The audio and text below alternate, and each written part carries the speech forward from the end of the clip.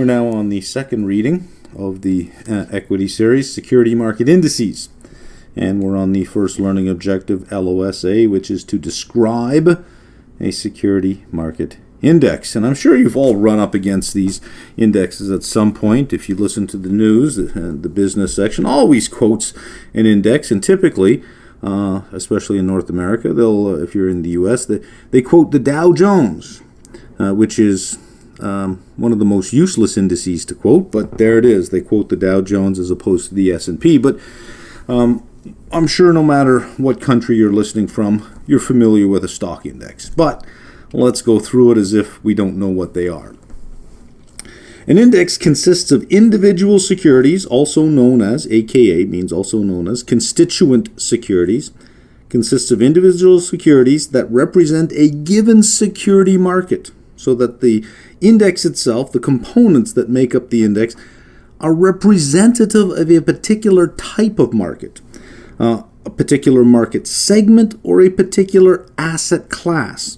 So we can think of an index being representative of U.S. stocks. We can think of another index as being representative of small cap stocks or large cap, or maybe just biotech stocks.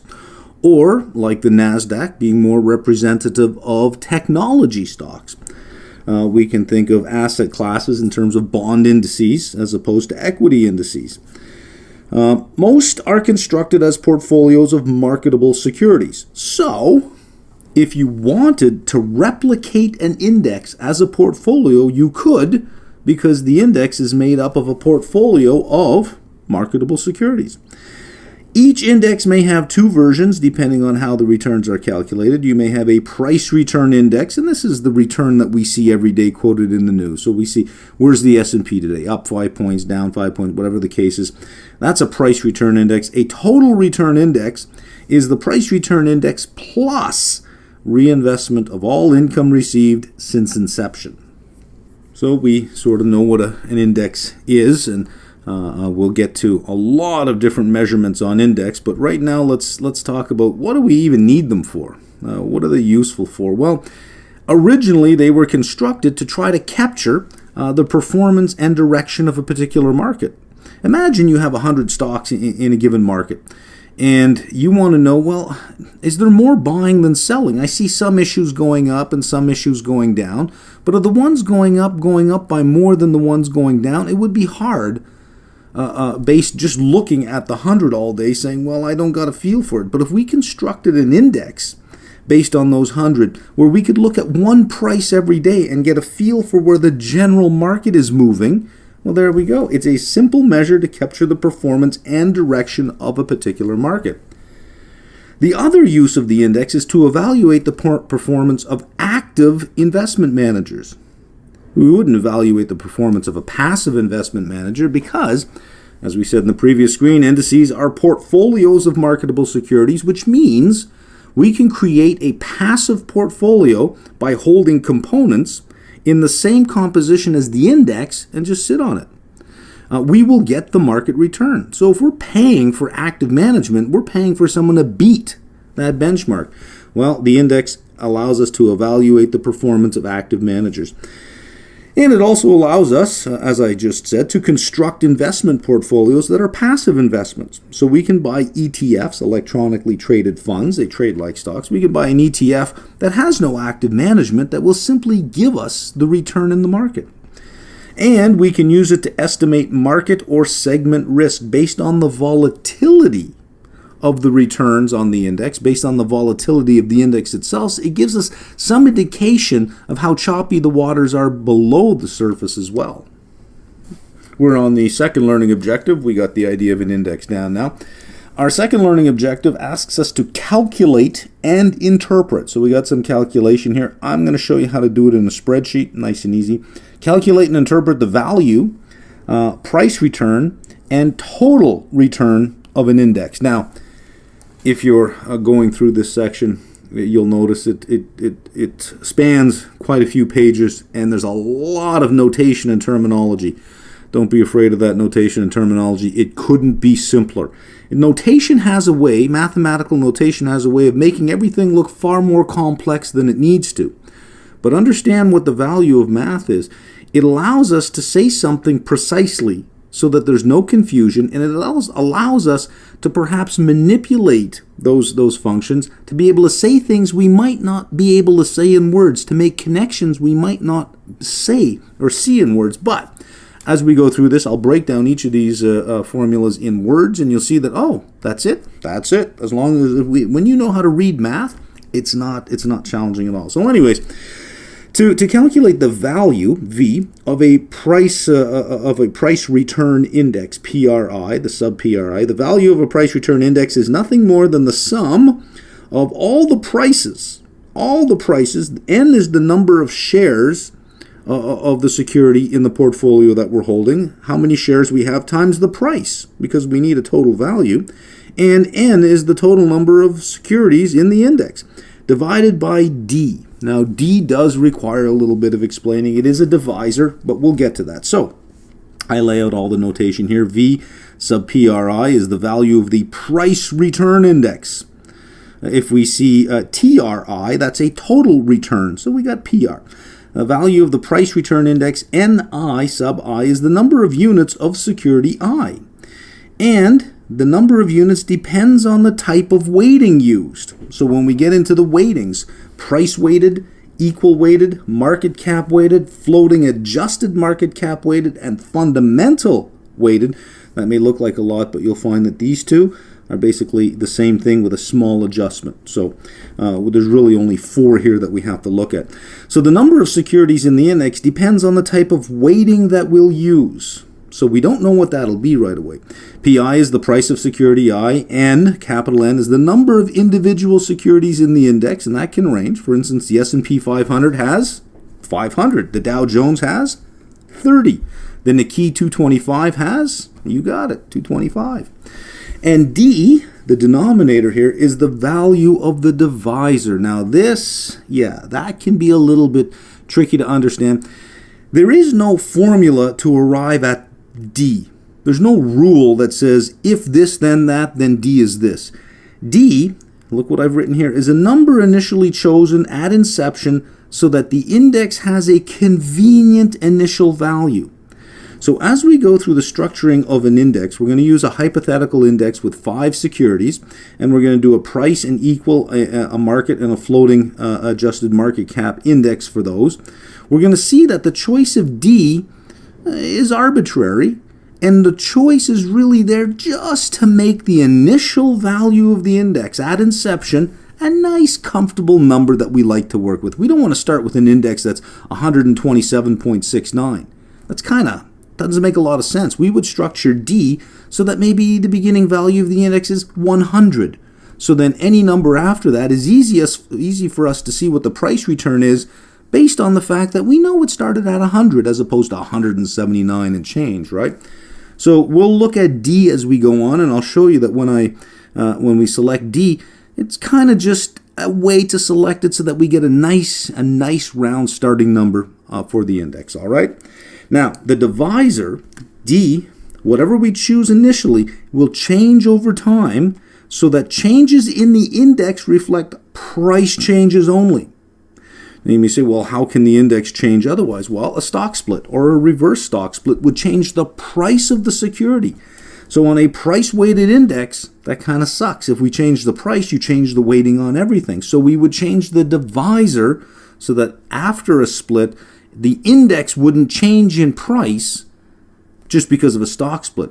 Rebalancing, reconstituting. Reconstituting means some elements are getting kicked out of the index, some others are being put in, because after a period of 5 years, maybe the index is not representative of that particular market anymore.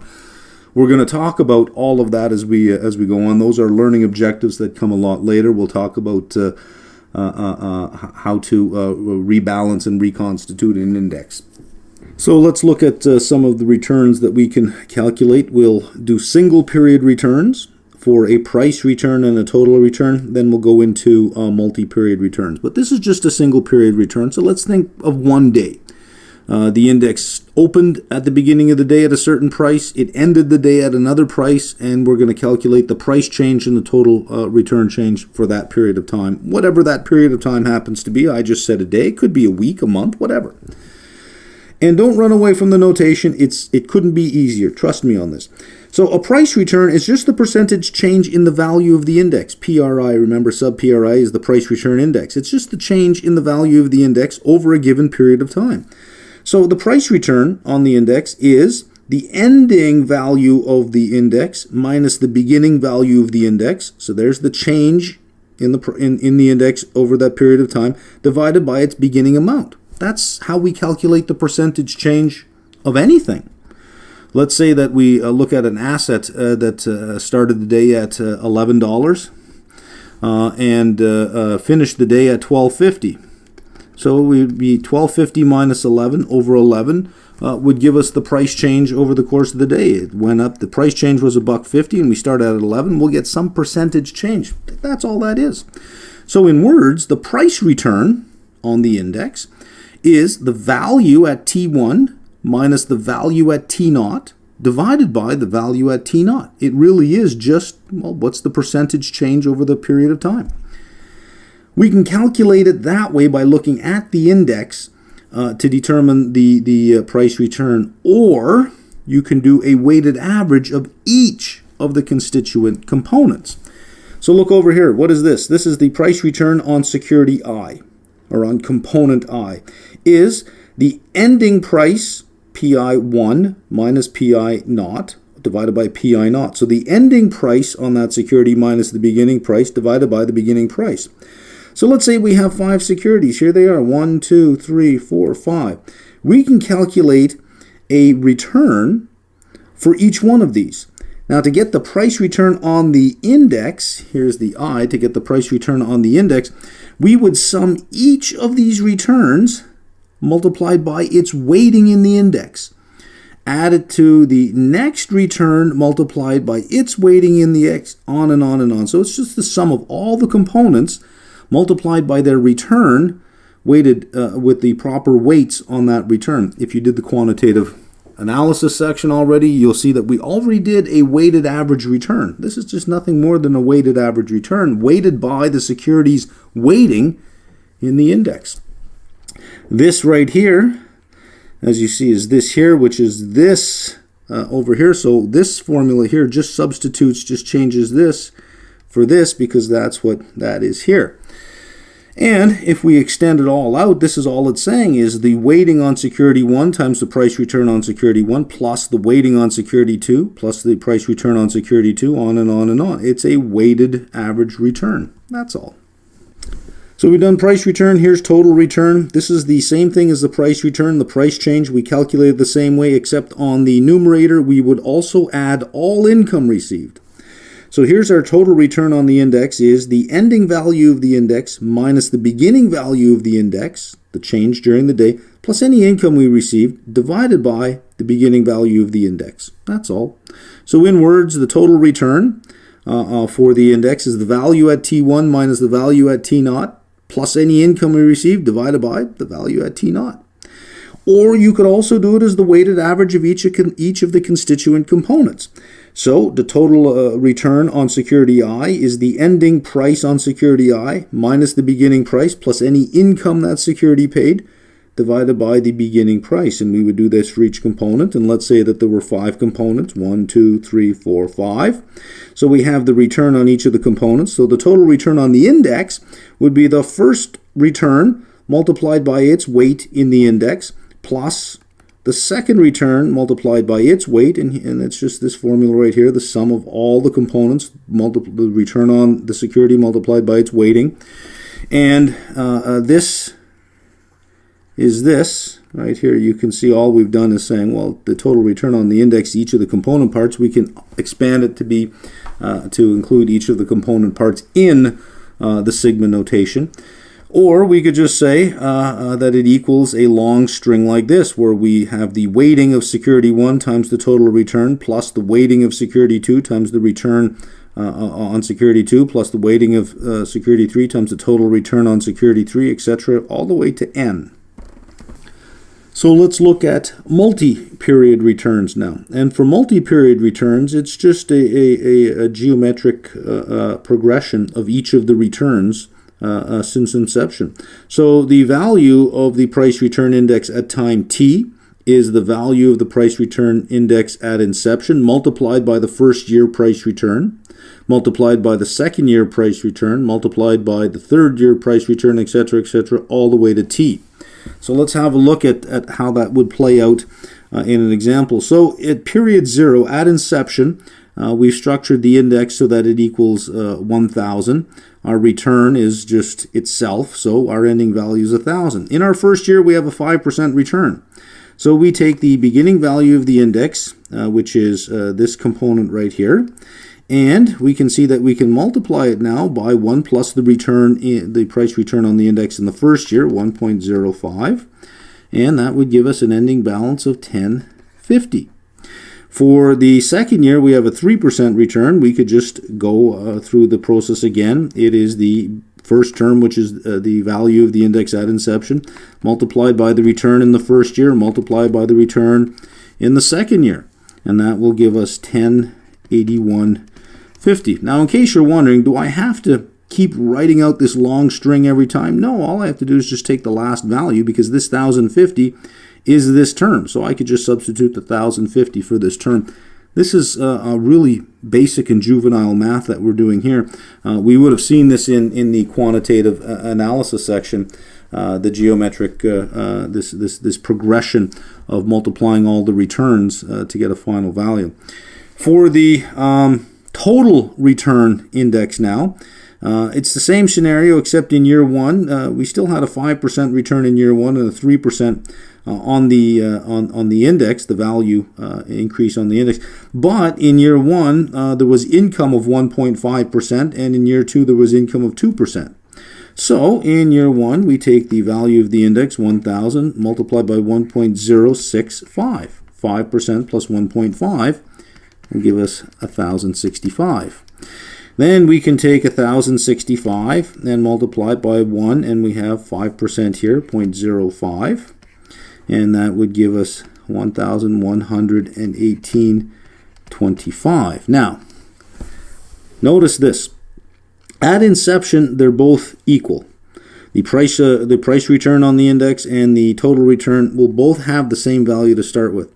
At the end of the first year, the total return index is 15 points higher than the price return. At the end of the second year, the index is now, the total return is now 36.75 points higher.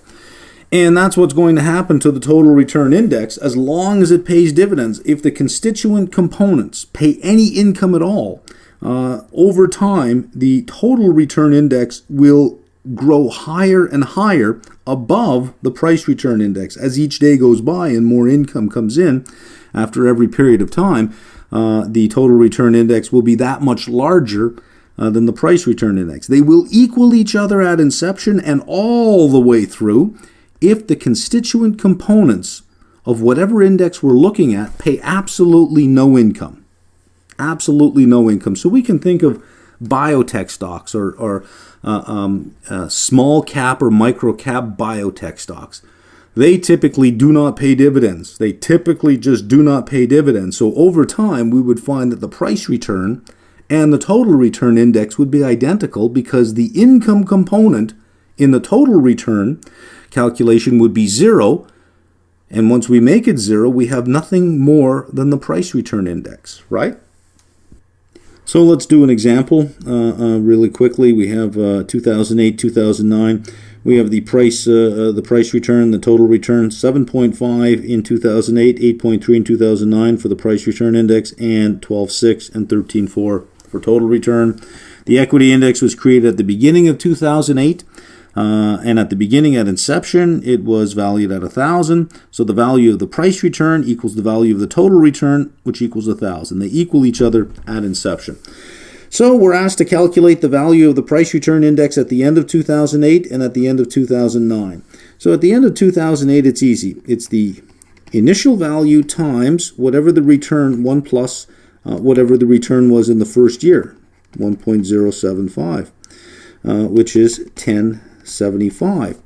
And in the second year, we can either write 1,000 times 1.075 times 1 point, and it's 0.83.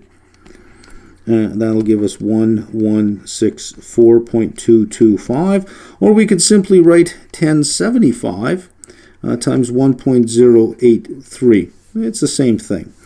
Let's look at the total return now. And the total return, we still start with 1,000, but instead of 7.5, we have 12.6. 1.126 will give us 1126 on the index.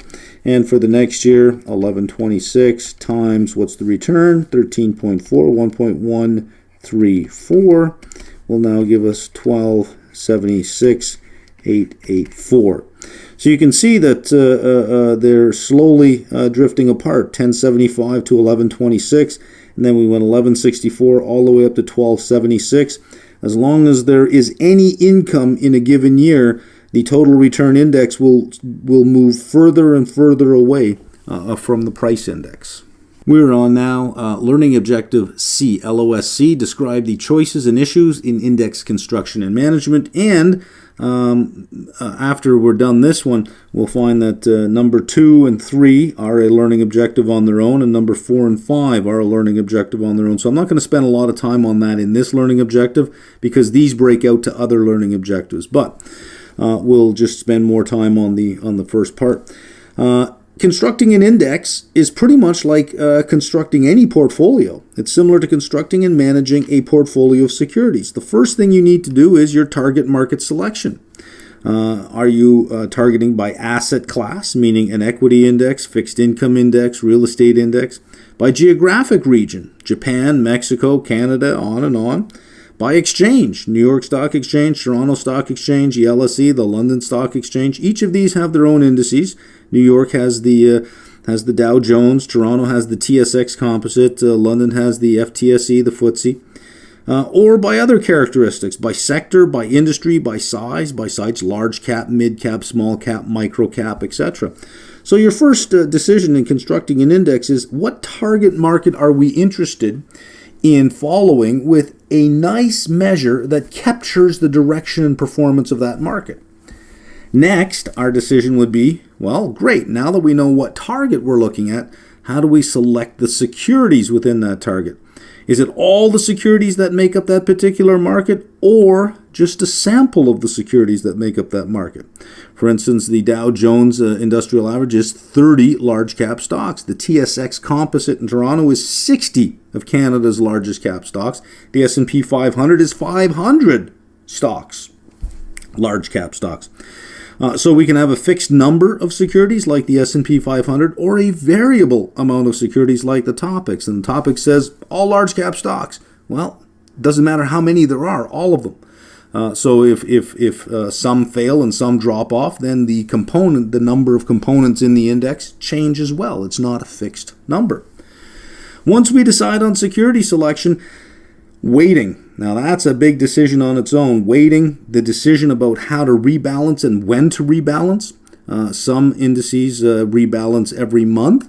Some rebalance once a year. So if you look in the US at the S&P 500, 400, and 600, you have monthly rebalancing and monthly reconstitution, by the way. Whereas if you look at the Russell 2000, once a year. Once a year it does it. And finally, we have the last issue of reconstitution. At what point do we say, look, these components that we originally put in the index were representative at that time. They're not that representative anymore. Let's kick a few out and let's invite some newer ones in to keep the index representative of the market we're watching. We'll see rebalancing and reconstitution as its own learning objective. And now we're going to move on to weighting because that is a huge learning objective there. Okay, we're going to knock off two learning objectives at the same time here. So we are going to be on this one for a bit. LOSD, compare the different weighting methods used in index construction. And E, calculate and analyze the value and return of an index given its weighting method. And I'll use a spreadsheet to get the weightings down rather than recalculate everything every time. And you'll see that once we just change a few things, we can get a quick view of what's going on. So, weighting. What are we doing here? Weighting determines how much of each security to include in the index. So you may have an argument saying, well, there's 15 stocks that we've selected to be included. They should go in equally. You may look at it and say, well, maybe not equally, because some of these companies are really, really, really big and some are really, really small. So maybe the big ones should be weighted by more. Maybe you make an argument that's saying, well, never mind about the size, let's just look at the price, because we're really just interested in following price. So it's like, well, how do we keep all these decisions straight? How do we arrive at a decision? Well, each index has its advantages and disadvantages. So let's just go right to it. Let's start with the simplest, easiest one. The one that started it all, the Dow Jones, was a price-weighted index. So we'll look at price weighting. Whenever an index is price-weighted, I want to make this clear. The book doesn't seem to make this clear, but I'm going to make this clear. When an index is price-weighted, it is not called an index anymore. It's called an average. We don't call it the Dow Jones Industrial Index. It's called the Dow Jones Industrial Average. Why? Because we're just averaging the prices. That's all we're doing, is an average of all the prices.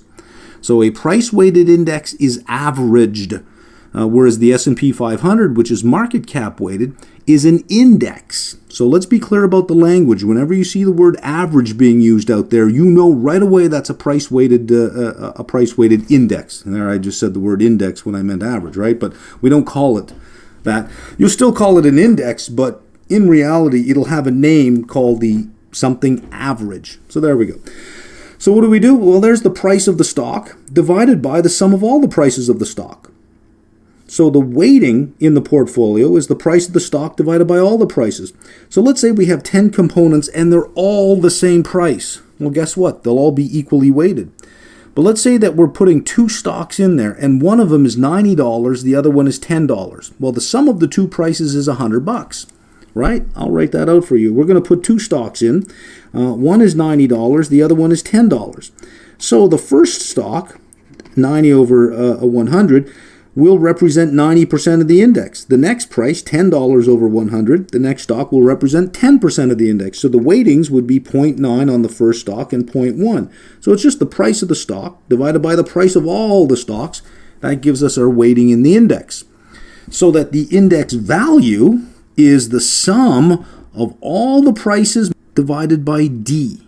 And again, D is typically set at inception on a price-weighted index. D is typically set to equal the number of securities in the index. So here's one of the outcomes of this. Stocks with the highest price will have the greatest impact on the return of the index, even if they're the smallest company. So you can take a very large company that's worth $10 billion, but every share is worth $10, and you could take another company that's only worth $1 million, but each share is worth $90. Guess what? The $1 million company will move that index by more than the $1 billion company will, because it's the higher priced one. That's kind of the drag of a price-weighted index, is that the higher priced stocks will move the market more for no other reason than they got a high price. Simple as that. So here's a spreadsheet that'll help us keep everything straight, and I know there's a lot going on here. Don't run away. I'll describe everything to you. Let's just break it down by column. We're going to look at 5 different securities, and as we move through price to equal to market cap, we're going to use the same scenario. All we're going to really do is pay attention to these first few rows here. So here's the security ABCD. We're going to have our beginning BOP.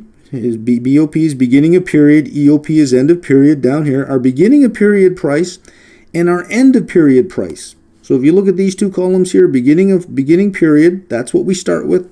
Here's what we'll end with in every scenario. So as we move from price weighted to equal weighted to market cap weighted, we're going to leave everything the same, and all we're going to do is weight A, B, C, D, and E based on either price, equality, or market cap. And we're going to see, does it change how the index reports the movement in the market? Well, it does, but we'll see how, right? So for our price-weighted index, what we do is we take all the prices, and here we are. Here's $50, 25, 12, 50, 10, and 4. All our prices of the stocks. We add them up, we got 101.50. Great. Here's our weighting. $50 divided by 101.50 means that the first security, security A, will have a weighting of 49.26 in the index. This B will have a weighting of 24.63 because 25 divided by the total price. And we want to make sure that all our weightings add up to 100%. And here's our end of period. To calculate our total return, because we're going to do a price return and a total return, here's the dividends that these shares pay. Some pay none, some pay some. So this here is our end of period price that we are adding up. This is our beginning period prices, 101.50. We start at 101.50. Notice at the end of the period is 105. Now the reason why it's got a separate column, notice that our shares here, they're all just 1. In a price-weighted index, you start with 1, 1, 1, 1, 1. Everything is just 1. And the price determines the weighting, so that we multiply the weighting by the return, and we'll get our return on the index. We just need one share. Because the price-weighted index doesn't care about that. It only cares about what's the price. That's it, just what's the price. So these columns become important when we change the number of shares. Then we have to have different totals over here. So here's our price return. How do we get our price return here? Well, we ended at 55. We started at 50. So 55 minus 50 divided by 50. 55 minus 50 is 5 divided by 50. 5 divided by 50 is 10%. So here's our price return. Here's our total return. This adds in the dividend as well. So once we have our price return, what we're going to do is multiply our price return by the weighting in the index. Remember? If you want to go back and have a look at that formula of how we calculated it on each of the individual components, is we multiply the return on the component by the weighting it has in the index. So 10% multiplied, and the first A is got a weighting of 49.26 in the index. It returned 10%. So its return in the overall will be 4.93. And we just add each one up. And our price return we see is 3.45%. Our total return is 4.33%. We should expect the total return to be higher because we had dividends. So I put the divisor here as 5. So 101.50 was the total price of all the prices. We divide by 5. Our index has a starting value of 20.3, a starting value of 23. We said we choose N to have a convenient opening price, but for price weighted, the D is really just the number of stocks we have in the index, and here we have 5. We end with 105. So when we divide 105 by the same divisor 5, we get 21. So the index started at 20.3, it ended at 21. Now, this was calculating the change in the index by looking at the return on each of the individual components and multiplying them by their weighting. The other way of doing it was to take the ending value of the index minus the beginning value of the index divided by the beginning value of the index. We would get 3.45.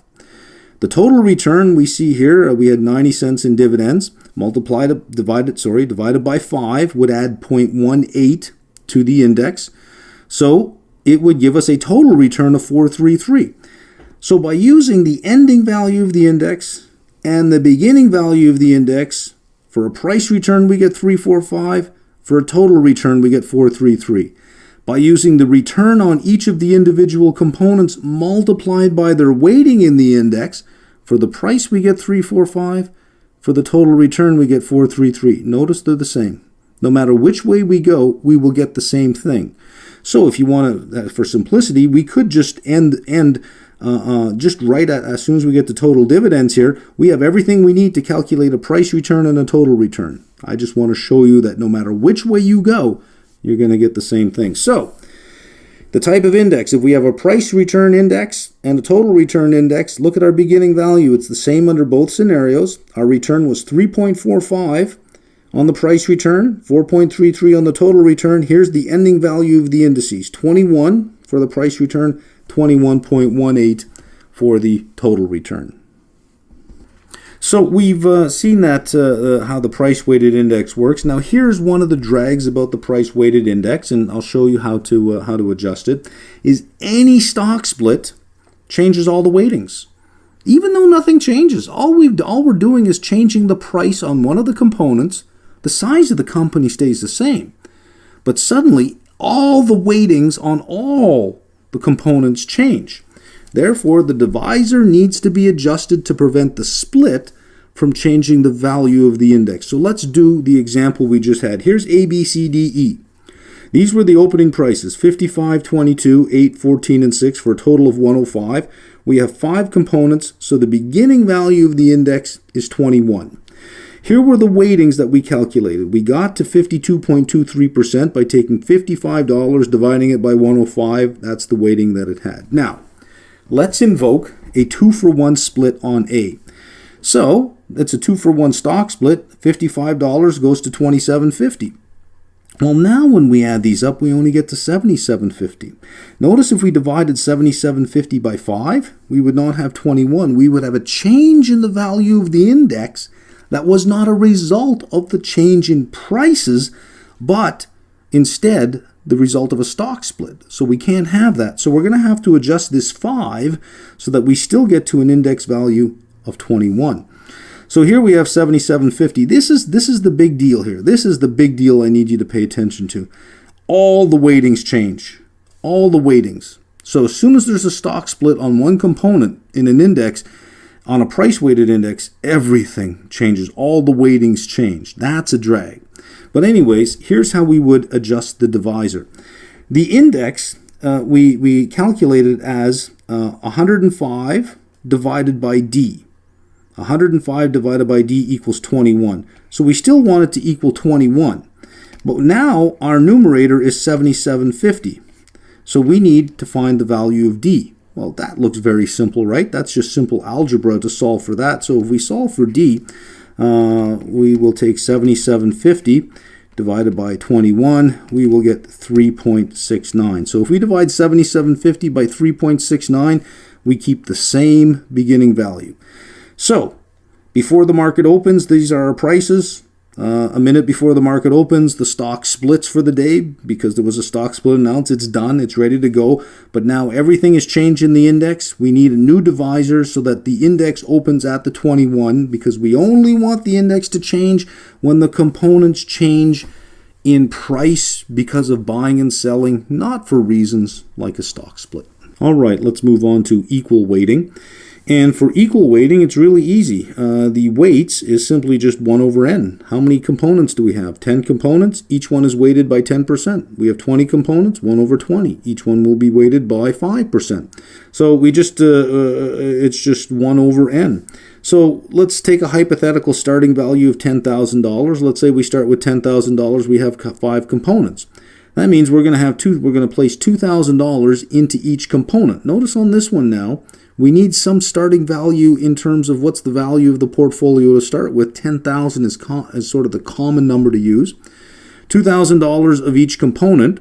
So how do we figure out the number of shares of each one? $2,000 divided by the price of A will tell us how many shares of A we can buy. Remember, A was priced at 55. $2,000 divided by the price of B will tell us how many shares of B, on and on and on. And on this one here, we select a divisor to give the index a convenient starting value. That's all we're going to do. So we know the total numerator is going to be 10,000 because that's the value of our portfolio. If we divide it by 10, we have an index that starts at 1,000. That looks nice. You could have divided it by 20 and say, no, I want one that starts at 500. You could have divided by 100 and say, let's start at 100. It didn't matter. Whatever you're comfortable with, that's the initial value of the index. So let's see what that looks like on the spreadsheet.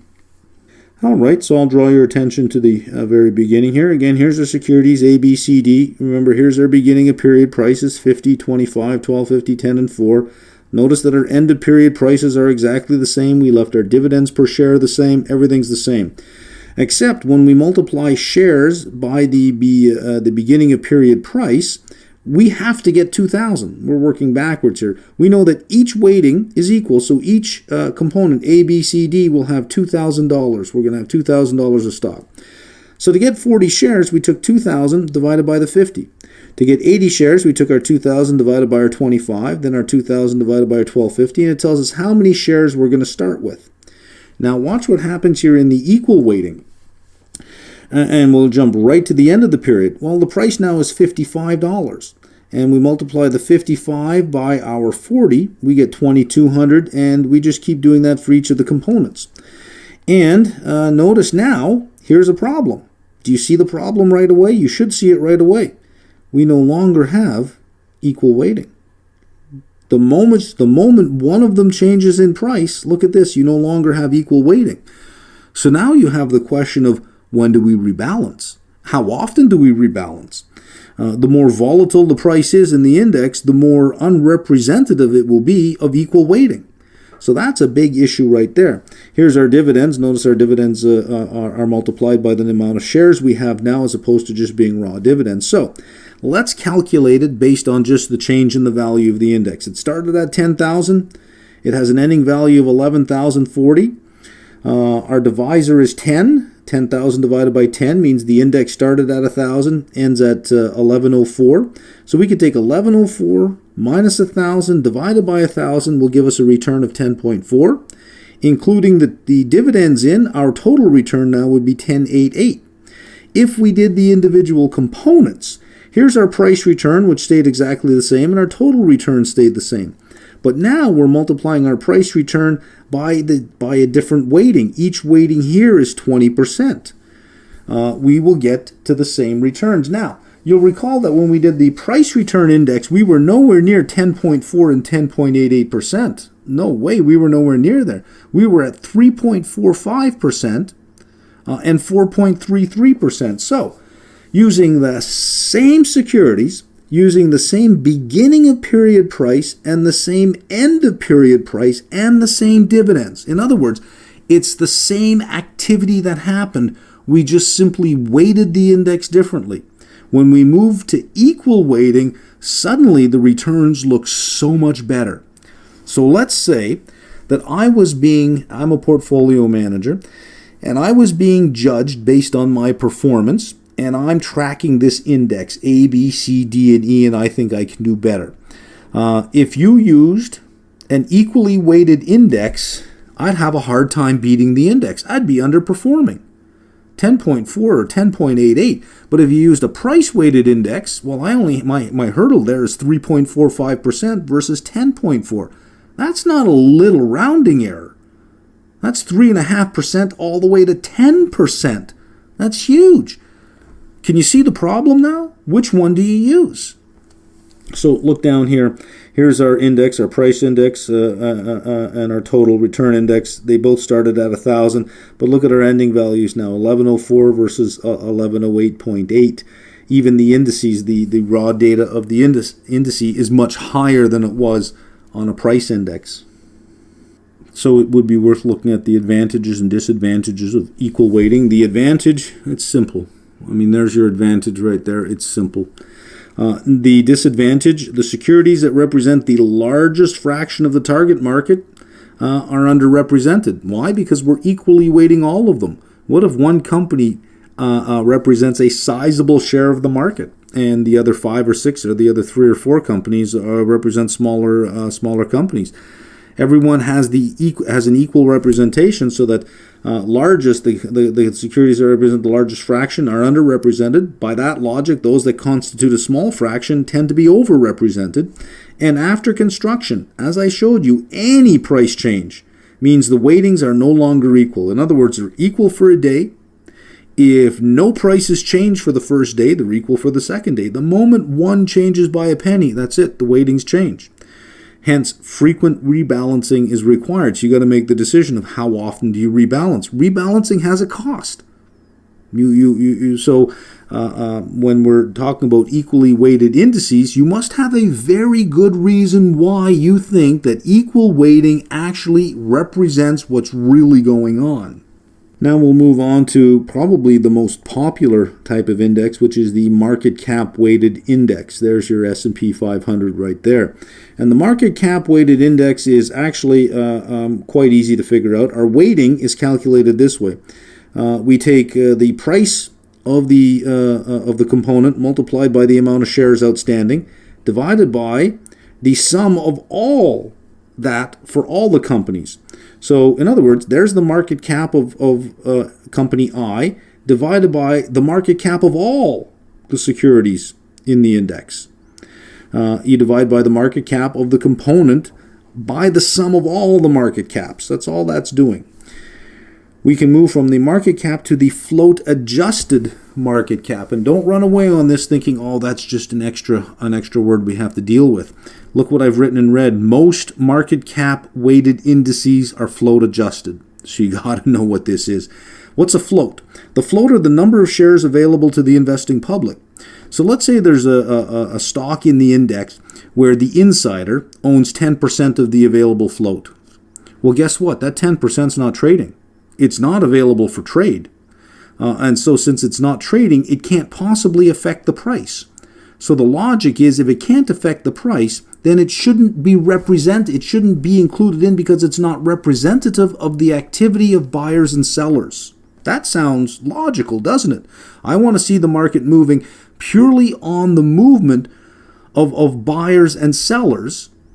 And if 10% of the stock is neither a buyer or a seller, but is just frozen, will never trade, let's take it out. And that's what the float adjusted market cap weighting does, is it says any shares that are not part of the public float, we're not going to count them. We're simply not going to count them so that we're getting the true activity of buyers and sellers in the market, because if all they can buy and sell is 50% of the outstanding shares, then that's all that should matter is that 50%, because that's all that they can move. So let's have a look at what both the pure market cap looks like, and then we'll do a float adjusted one on that as well.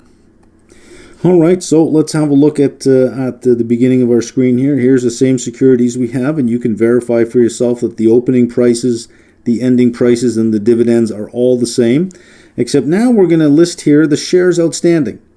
And here's our beginning price. So this column now represents the market cap. This company A, issue A, has 3,000 outstanding at $50 for 150,000, etc. So the total market cap of all the stocks is 570,500.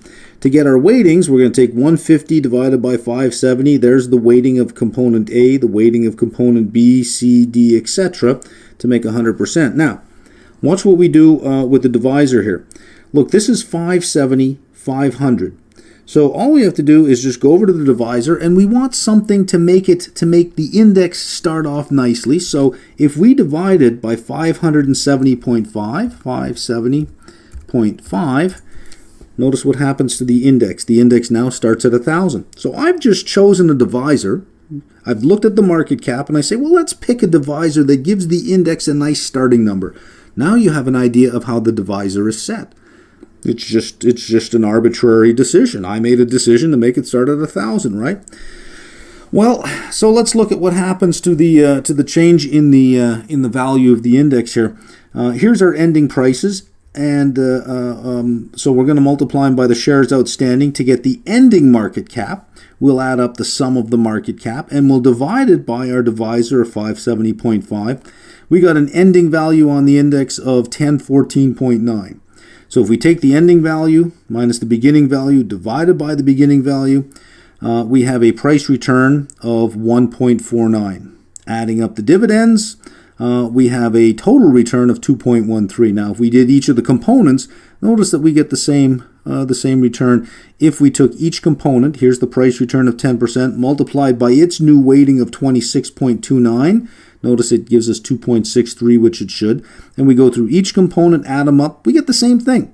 So you can go across and add them up, or you could just take the total, the ending values. This is a lot easier, I think, and there you go. Look at the difference now. The market cap weighted, let's just look at price return. The market cap weighted return for this index is 1.49. You'll recall the price index was 3.45. And you'll recall the equal weighted index was, I believe, 10.49, somewhere around 10.5%. Sorry, I believe it was 10.5%, 10.49, let's say. So we go from 1.49 on the market cap weighted, 3.45 if we were price weighted, 10.49 if we were equal weighted. So which one do you like? It's a bit of a toss-up how you want to be graded. Now, if I were a portfolio manager, I would say, well, the market cap is what I want to be marked against because that's my lowest benchmark. That's my lowest hurdle. But let's ask ourselves, Is it more representative? Is it more mathematically correct? Again, it depends on how you look at things. It depends on the advantages and the disadvantages of each index and how you feel about that. Anyways, there's the market cap. Let's do a quick, we'll see that it really doesn't change much. Let's adjust all the shares outstanding for the float. And if you look down here, I have all the shares outstanding and I have the shares in the float. So we see for security A, of the 3,000 shares, all 3,000 are in the float, in the public float. But for B, only 70% are. Insiders are holding 30. For C, it's 90%. For D, only 25% are in the public float. So that's really low. And then for E, it's 80. So we're going to change our shares outstanding to represent that. So we'll put an equal sign in here. We'll multiply the shares outstanding by the shares in the float. And we will simply just drag this down so it replicates all the way through. And it changes all the weightings, it changes everything because now the market cap changes. But looky here. My index now has an ugly starting value. It has a starting value of 742.59. I don't want that. So for the float adjusted index, guess what? I'm going to play with the divisor to give me a nice 1,000 in here because I want to look at it on 1,000. My market cap is 423.650. So I will make my divisor 423.65. And if I do, notice that I have a nice starting value of 1,000. So what happens here? Well, my returns are negative now. Look at that. My index, the end of period market cap, is now negative. So that my price return is now negative and my total return is now negative. So let's say I was a portfolio manager. Somebody said, do you like the market cap? I say, yeah, I'll do the market cap. And I ended up with a negative 1% return. Remember, the market cap was above 0. I end up with negative 1. And so it looks like I underperformed until I make the argument that, well, now hang on a second here. You can't judge my performance by shares that are simply unavailable. Some of the shares that you're counting in the market cap are simply not available for trading. And since they have no effect on the index, whether for buying or selling, I should not be expected to outperform that. I should just be expected to outperform every other buyer and seller, not every insider. So you must adjust these market caps to reflect what's in the public float and see if I've beaten that. And since that's negative, of course I've beaten it. So we've gone from 10.4, actually I just looked it up, let me correct that. It's 10.4 on the equal weighting, 3.45 on the price weighting. On the market cap weighting, the full market cap weighting, it was 1.49, and on the adjusted market cap, we're negative 1.66. By the way, this is what most market cap indices are set to float adjusted market cap, which is thankful for all the portfolio managers out there that would be tracked against this, the lowest benchmark that you have to, the lowest hurdle that you would have to jump on the benchmark as opposed to the 10.4. So again, when you look at the weighting decisions on an index, if you're tracking an index, most of us have just sort of taken the index as given. Well, that's the index. But you have to look at it and say, well, now hang on a second here. What is the weighting of the index? And understand the advantages and disadvantages of weighting an index that way, and understand that performance needs to be judged against that, and ask yourself, is it fair to judge performance against a price-weighted index? Now, the examples we've given here, these are extreme examples. These are pretty extreme examples. In reality, the correlation between the price movements in the Dow Jones and the price movements on the S&P, a price-weighted index versus a float-adjusted market cap index is about 97%. So that it's not off by that much. Still, you will find very few portfolios and portfolio managers whose benchmark is the Dow Jones. Very, very few. In fact, I'm not even sure one exists. The most common benchmark for equities is going to be the S&P or the Russell. So let's look at some advantages and disadvantages of the market cap weighting, market cap and float adjusted market cap. On the plus side, the components are held in proportion to their value in the target market, so that larger companies have more of an effect on the index than smaller companies do. Bravo. But on the negative side, let's not forget that market cap is a combination of two things. It is the quantity of shares outstanding multiplied by price. We still have price getting smuggled in here. On a price index, we just have price. Here we have quantity, but we still can't get rid of the idea of price, so that higher priced companies multiplied by the same quantity of shares, as the price of a company goes up, its market cap will get bigger and bigger and bigger. So this is what's being pointed out as being a common problem with market cap weighted stocks. The components whose prices have risen the most or fallen the most have a greater or lower weight in the index. So when we take something like Apple in the S&P 500, and before the price drop, the recent price drop in the last few months on Apple, at its height at $130 some after its stock split, pre-stock split, that was over $900. This thing was approaching an $800-900 million market cap. So its price was going up and up and up. So all of a sudden, just every day the price went up, Apple's weighting in the S&P 500 got bigger and bigger and bigger. So when Apple moved, it tended to move the S&P quite a bit. So if Apple was having a good day, it could drag an index up that otherwise might have not have had such a great day. And if Apple has a really bad day, even a neutral day in the market can look really bad if you look at the S&P. So the components whose prices have risen the most have a greater weight in the index. This leads to overweighting stocks that may be overvalued. You get that? Because if it has a greater weighting and you're tracking the index, means you have to overweight that stock. Now you have to place more emphasis on that stock in your index. You might be overweighting overvalued stocks, and the reverse of that, underweighting undervalued stocks. And that's a little bit of a complaint about the S&P. But now think, if you're a portfolio manager, well, in that case, you have the choice of not. You can underweight stocks that rise and overweight stocks that fall by that theory and say, well, I should be able to beat the index because I'll underweight the overvalued and I'll overweight the undervalued. Because when you have a benchmark as the index, you don't actually have to hold the components in the same composition as the index. You can choose to have equal weighting on some, overweight others based on what the index hold, and underweight others. So you can actively manage your way around that. But on a passive index, yeah, that's a big complaint about that. So with that downside in mind about market cap weighted stocks, that's a nice segue into the fundamental weighting. And fundamental weighting attempts to overcome the disadvantages of a market cap weighted stock, but then introduces its own disadvantages. So let's see what fundamental weighting is all about.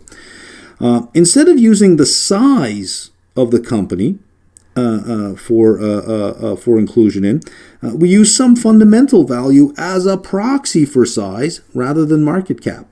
So it might be book value, it might be revenues, might be cash flow from operations, earnings, etc., whatever, but we'll use some fundamental value, and the weighting in the index is the fundamental value that we're looking at for this company divided by the sum of all the companies. So if it's book value, it's the book value of component I divided by the book value of all the companies. Or the revenues of company I divided by the total of all the revenues for all the components. It results in indices with ratios of whatever it is we're looking at: book value to market value, revenue to market value, cash flow from operations to market value. Whatever this ratio is, whatever F we choose to market value, results in indices with these ratios higher than its market cap counterpart. And I'm going to show you an example of what that looks like, and we'll describe that. So weights favor securities that have decreased in relative value relative to the others in the index. So let's look at an example of what that would look like. just to sort of draw that out. We're not going to look at it in a spreadsheet because it would be, we used hypothetical stocks, A, B, C, D, E. We would have to use hypothetical fundamental values, and that makes little sense. So let's walk through an example here, and we'll just take two stocks, stock A and B. We'll look at their market caps. A has a market cap of 200 billion. B has a market cap of 800 million. Together they have a market cap of 1 billion. If we were going to weight them in an index, A would have a weighting of 20%, B would have a weighting of 80%, and we've already described the momentum effect in market cap weighted stocks, that as the price, let's say B, as the price of B keeps going up, it's going to get a bigger and bigger weighting, thereby giving you that momentum effect. It'll overweight overvalued stocks. May. We don't know if it's overvalued. Let's be careful there. I'm going to throw that word may back in there. It was there before. It may overvalue or overweight overvalued stocks, and it may underweight undervalued stocks. But that's the market cap. Let's say now that instead we're going to weight it based on a fundamental measure, earnings. And company A has earnings of 20 million, but so does company B. So earnings, if we look at the earnings yield on company A, 20 divided by 200 million is 10%. 20 divided by 800 million is 2.5%. A has a much higher earnings yield. Well, how would this weight in the index? Well, since the total of the two is 40%, company A would have a 50% weighting, and company B would have a 50% weighting. Now, here's the point. The company A has a earnings yield of 10%, and company B has an earnings yield of 2.5%. Look what happens here, is that now company A has a higher weighting than it did in the market cap. It has the higher yield. The company with the lower earnings yield now has a lower weighting than it did in its market cap counterpart. So that was the essence of that statement. The problem that it creates on its own is that it results in indices with ratios of, and I said whatever the fundamental measure we were looking at to market value, which is what we did here. The fundamental measure we were looking at were earnings divided by its market value. It ends up with indices with ratios, these ratios higher than its market cap counterpart. We end up with weightings that are higher. So the higher it is, it'll have a greater weighting in the fundamental ratio than it would have had in its market cap counterpart, and the lower ones end up with a lower weighting in the index than it would have if it were in its market cap counterpart. That leads to the opposite of a momentum effect, which is a contrarian effect. That as the price of something drops, like the price of an issue can start to drop well before the earnings can drop because there are warning signs, it would then tend to overweight those in a fundamental weighted index, leading to a contrarian effect, in which case we would be underweighting issues that may be overvalued and overweighting issues that may be undervalued, but we also may be overweighting issues that rightfully should be valued lower. And we might be underweighting issues that rightfully should be valued higher. So what do you think of fundamental weighting? Now, when you think of each one of these, they each have their issues, they each have their problems, but here's the deal. Here's the deal with this. Let's say that I had to get on a scale to weigh myself, and the scale is broken, and I know it's broken. It doesn't matter that it's broken if everybody I'm comparing myself with has to weigh themselves with that same scale. It will at least tell me who's heavier and who's lighter. It may not tell me my true weight, but if you and I have to both get on a broken scale, it will still tell me who's heavier and who's lighter. So even though I have a broken index, you can argue that each of these are broken in their own way. Even though I have a broken index, if you and I are in a head-to-head competition on portfolio return, and we're both basing our benchmark as that index, while the index may be broken, it's going to measure us. At least it'll measure us on a discrete basis. We'll know who's better because we're both being measured by a broken yardstick. Do you get that? So it really doesn't matter.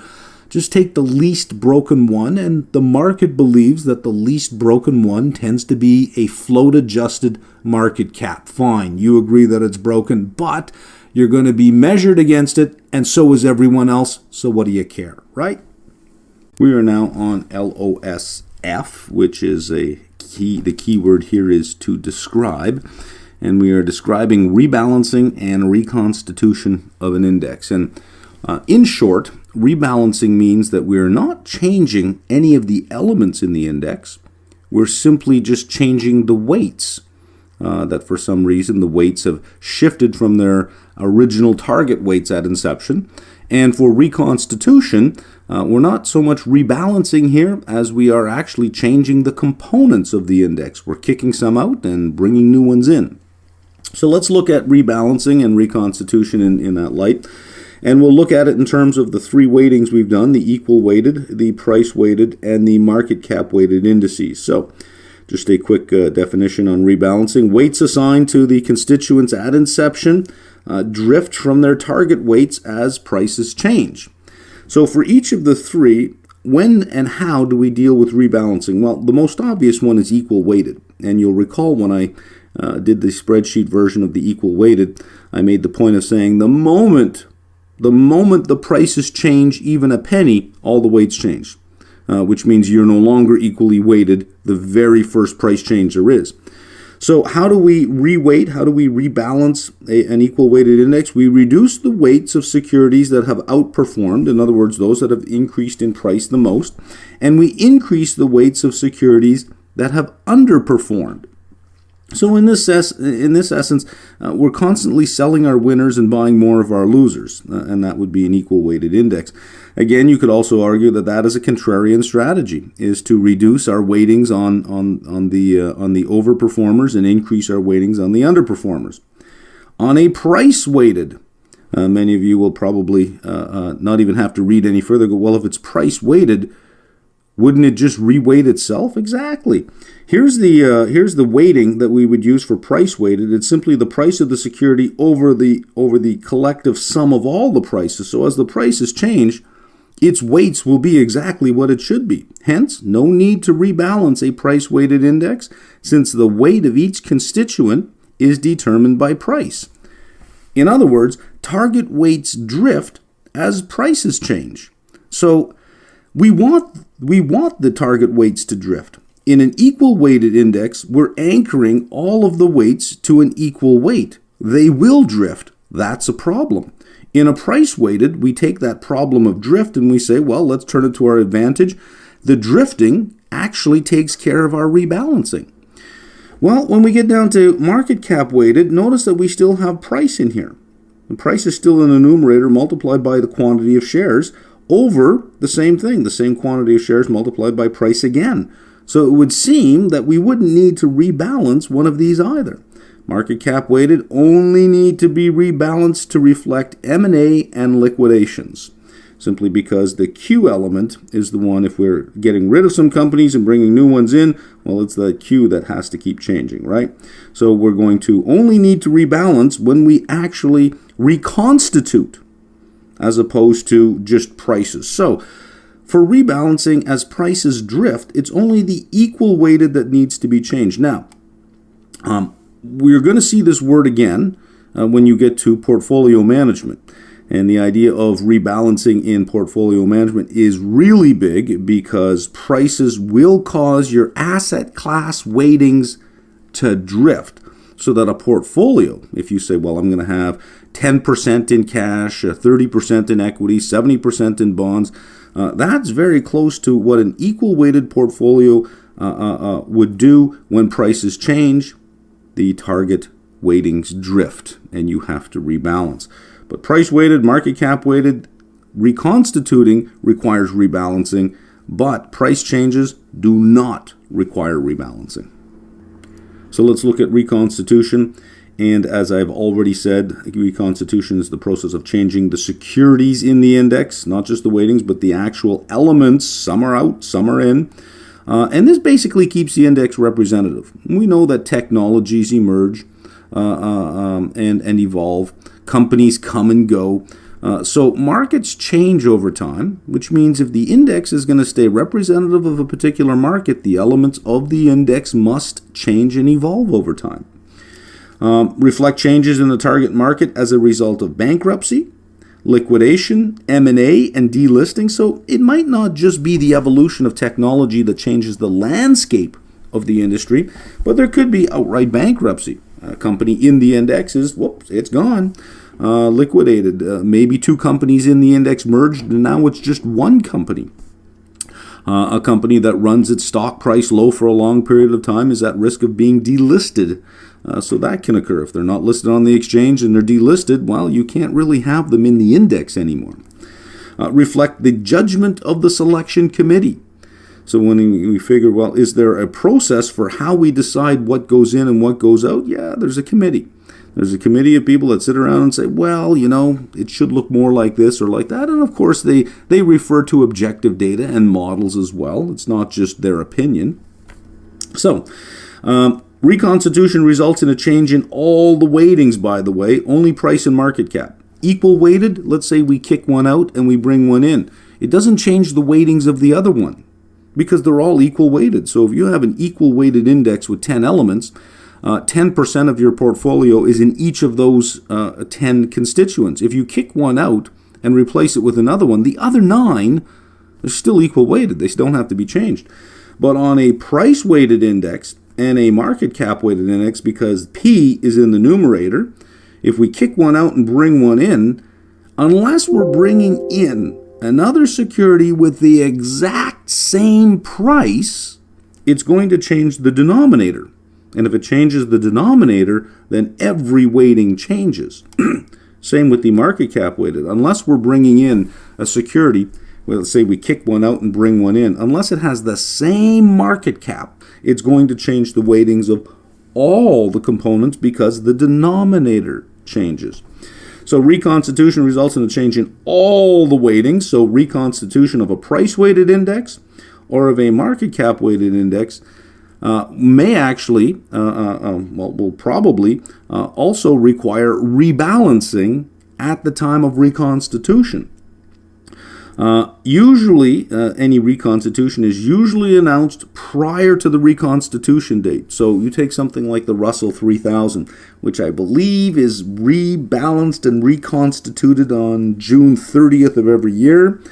Sometime in May, a full 5-6 weeks before the end of June, the selection committee will release what is going to happen on June 30th. We'll release the new constituents of the Russell 3000 along with their weightings. And the reason they do that is because a lot of funds have the Russell 3000 as the benchmark. So if some are going to disappear and some elements are going to be added, they need to rebalance their portfolios as well. So it's usually announced ahead of time. And then, of course, there's the reconstitution and the rebalancing date at the same time. So on an equal weighted index, you take one element out, put another element in, you just got to deal with that element. You don't have to change anything else. Whenever a denominator changes, so here we have a price in the denominator. If we put a new element in and take one out, our denominator changes, everything changes. Down here, we take a company out, put another one in. If its market cap is different, the denominator changes, every weighting changes as well. So reconstitution and rebalancing would go hand in hand. We are now on LOSG, describe uses of security market indices. I really do think that this should have been included up in LOSA, and you'll recall if you go back to LOSA, the video on A, I include some of the uses up there because I think it is sort of more useful going through a reading on indices if we know up front, well, what are we going to use these things for? If we know what they're useful for, then we sort of have a better idea of their importance, right? So let's go through the uses more formally here with LOSG, and the keyword here is to describe, so that's what we're doing, describing. To gauge market sentiment and direction. If the markets are rising, we get to see that through the index as opposed to looking at the whole stock exchange. Well, how many went up and how many went down? And the ones that went up, what percentage did they go up by? That would be a lot of work every day. The index captures that. A good indicator of the collective opinion of market participants. Used as proxies for measuring or modeling returns, for measuring or modeling systematic risk and risk-adjusted performance. When we do the corporate finance, we look at the CAPM, the capital asset pricing model. We have a measure of beta in there. Where do we get that beta? Well, we use the market index. Beta is the market return. As proxies for asset classes in asset allocation models. And they provide the historical data used to model the risk return of different asset classes. As a benchmark for actively managed portfolios, already mentioned this one, and they serve as the basis for the creation of investment products, which are typically passive portfolios, already mentioned that one as well. LOSH, another keyword here is describe, and it's describe types of equity indices. So let's go. Number one, broad market indices. These represent more than 90% of the selected market. So for instance, the Russell 3000 represents about 99% of the market cap of the U.S. equity market. Now notice that it's not 99% of all the U.S. equities, 99% of the market cap of U.S. equities, because the Russell 3000 is a market cap weighted index. So if the index represents more than 90% of the selected target market, it would be called a broad market index.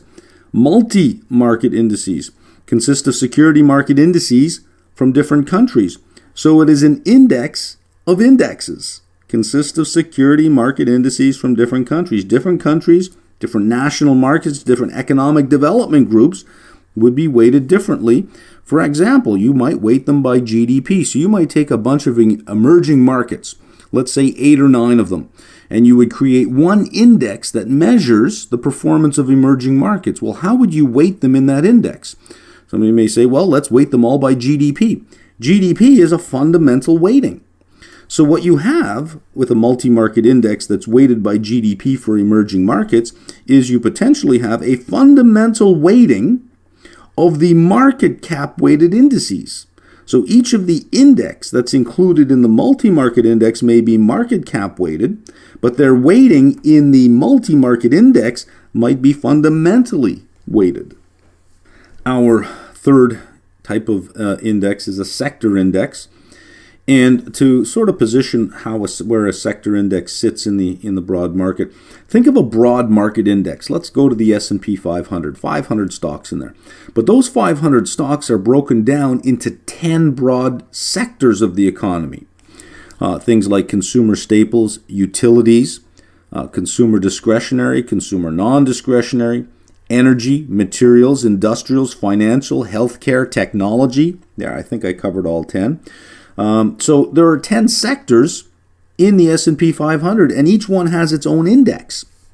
And what's useful about these indices, and we'll see this when we get to portfolio management or the readings on portfolio management, is we are better able to assess where the manager performed well. Now let me give you one of those what would you rather questions. So what would you rather have? Would you rather have a manager that can pick outperforming stocks in an underperforming sector? Or would you rather have a manager who picks underperforming stocks in an outperforming sector? Now, what we would like to see is our manager being able to pick outperforming stocks in an outperforming sector. Fabulous, great returns. You'll beat the index on that one. But would outperforming stocks in an underperforming sector still beat the index? That's the question that the sector indices will help to answer. Are the returns that the manager derives due to stock picking or sector allocation? And we'll see more of that in portfolio management, so we'll leave that there. Style indices. Growth versus value. So you can have a growth index or a value index. So take the Russell 2000. which is the 2,000 largest stocks in the Russell 1000. And when you take the 2,000, they're all ranked in terms of PE ratios, and right at 1,000, there's a line that's drawn. The ones with the highest PE ratios are called a growth index. The ones with the lowest PE ratios are called the value index, and there's where you get growth and value. But companies don't stay growth companies forever. They don't have high PEs forever. At some point, they stabilize and their PE ratios tend to fall, which puts them more into the growth index. So if you got a style index, it's going to require more frequent rebalancing and reconstitution. Our next learning objective, LOSI, describe types of fixed income indices. So let's have a look at what we have, and let's motivate the discussion here for fixed income indices. There is a broader universe of bonds than stocks, a broader universe, and we have an issue with bonds over stocks. And those are the next 2 points. Number one, the universe is constantly changing. There are new issues all the time. Governments bring new bonds to market almost on a weekly basis. Bonds can be called away, so now they no longer exist, and they have maturities. At least equities don't have maturities. You look at something like the Dow Jones Industrial Average. General Electric has been in there for well over 100 years. Well, no bond index lasts that long, unfortunately, because there's maturities. So no, I shouldn't say no bond index lasts that long. No element in a bond index lasts more than 30 years, because that's the 30-year bond. So because of these maturities, they're always disappearing. Because of calls, they can disappear. New issues, well, there are new ones emerging. Should they be included? So it becomes a lot more difficult to think of, well, hang on a second. If we're going to do a bond index, reconstitution is going to be a huge issue. And duration is constantly changing. That's the price volatility of the bond. So what are the types of indices that we have? By issuer, government agency, or corporates. By type of financing, general obligation or collateralized. We can think of what's a general obligation, your debenture, collateralized, there's your bond. The currency of payment, the maturity date, whether it be 2-year, 5-year, 7-year, 10-year, 20-year, 30-year. The credit quality, investment grade versus high yield. Along with the ratings on the bond. With investment grade, you can make a distinction between AAA, AA, and A, and BBB, whether they're inflation protected or not. So we can develop indices, a lot of different types of indices. They can be categorized as aggregate or broad market indices, market sector indices, just like equity indices, style indices, economic sector indices, or specialized indices such as high yield, inflation linked, emerging market, etc. So here's a typical type of categorization. It'll be investment grade, by maturity, by credit rating. So this index will track AAA and AA 10-year government debt, and it might be 10-year across several different countries. It might be a multi-country index, for example, or it just might be European. It just might be the Euro area. It might be South America. So you can see that you can get very, very specific in what these are. So this is 3 different modifiers in one index. LOSJ describe indices representing alternative investments, and we're going to make this the last learning objective of this reading, even though there is LOSK. Let me make a note on LOSK here. It says compare types of security market indices. There's a nice table in the reading that does it very nicely. All I would be doing is just repeating like going into Excel, redoing that table and showing you the table and just reading the words to you. You know enough now that you can look at that table and you say, well, okay, that's price weighted, that's target weight, that's market cap weighted. I get all of this stuff, fine. So I'm going to leave that to you to compare the types of security market indices, and all you're really doing is just getting familiar with, if I say the Nikkei, is that price, market, or equal weighted? You would know that. The FTSE, the CAC, the DAX, the TSX, the S&P, just getting familiar with them. And of course, you'll have whatever geographic region you're in, you have your own indices. Be familiar with what those are. So let's get on with J, describing indices representing alternative investments. There's a whole reading on alternative investments, so I'm not going to go into too much detail here, but I am going to show you some of the sources where you can get some of these indices. So let's look at 3 of them. Commodity indices. These consist of futures contracts on one or more commodities. Can be equal, fixed, or price-weighted. Now, when you think about it, how would you weight a commodity? I mean, if you have an index representing a basket of commodities in a particular region, you might say, well, let's base them on sales volume in that area, or the volume of use in that area, or the volume of production in that area. But if you were just having an index on energy, how would you weight it? It would be kind of arbitrary, right? So the weightings tend to be determined by a committee. Different weightings, now you may have two indices tracking the same thing, energy, but with different weightings. Different weightings means different exposures. One has more exposure to one type of commodity than another, which means different risk and return profiles. So each index truly is different. Index performance may differ from that of the underlying commodity due to the use of derivatives rather than the physical commodity. So when we use derivatives versus the physical commodity, the use of derivatives introduces exposure to the risk-free rate, changes in the futures price, and the roll yield. So you get some of the technicalities of futures contracts wrapped up into the index itself. So here we are at the Bank of Canada site, and we're looking at the commodity price indices that the Bank of Canada tracks, and we can see that it has energy, metals and minerals, forestry, agriculture, and fisheries. And this is meant to represent more of the Canadian economy. We're huge on energy. So we can see that energy is crude oil, WTI, Brent, and WCC, Western Canada Select, Western Canada Crude, natural gas and coal. Our metals and minerals are basically what we have a lot of. We're big on forestry, and notice we have fisheries, because on each coast we have fishing industries, finfish and shellfish. So we have indices, and it explains how they're created up here. Bank of Canada Commodity Price Index is a chain Fisher price index of the spot or transaction prices in U.S. dollars of 24 commodities produced in Canada and sold in world markets.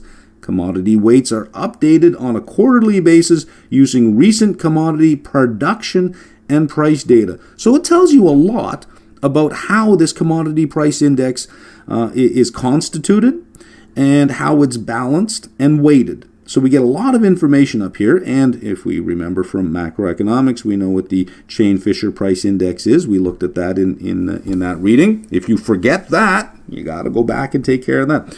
So all you have to do in your own geographical region is you'll probably have your central bank will probably have commodity price indices that it tracks as well. Investigate that. Have a look. Now you may say, "Oh, that's a lot of work." Hey, you're the one who chose this profession. So you can either be at the top or at the bottom. If you're going to be at the top, you got to go above and beyond what's given to you. All right. Our second alternative investment index would be a real estate or a REIT indice. And a REIT index consists of shares of publicly traded REITs. These are real estate investment trusts. And a real estate index can typically be either an appraisal index or a repeat sales index. So let me just give you a little bit on this. You're going to see more of this in alternative investment. But an appraisal index is, let's say you're tracking, these indices, by the way, are typically commercial property. Well, to get an index, we need price. At some point, you need price. Well, what if these things are not changing hands? You can't possibly keep the same price year over year at the last price that it's sold. So you'd have some appraisal mechanism by which each year you'd value these, or every so often you would value these properties to determine where the price is heading. Or you could just say, well, okay, in a given region, we'll just take the ones that are selling, repeat sales, and create an index just of those.